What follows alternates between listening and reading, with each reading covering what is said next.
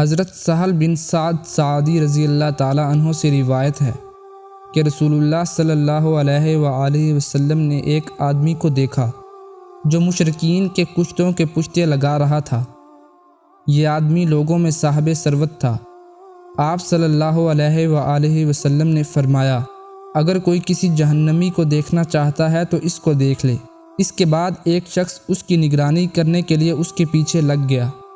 وہ شخص مسلسل برسرے پیکار رہا حتیٰ کہ وہ زخمی ہو گیا۔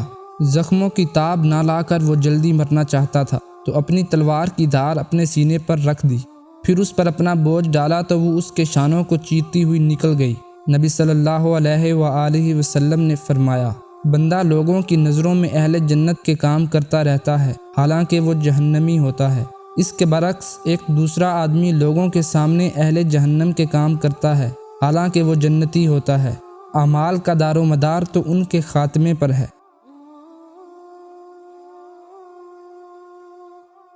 یعنی بندے کو اپنے اعمال صالحہ پر مغرور نہیں ہونا چاہیے بلکہ اپنے سوء خاتمہ سے ہمیشہ ڈرتے رہنا چاہیے اور اللہ تعالیٰ سے ایمان پر خاتمے کی دعا مانگتے رہنا چاہیے۔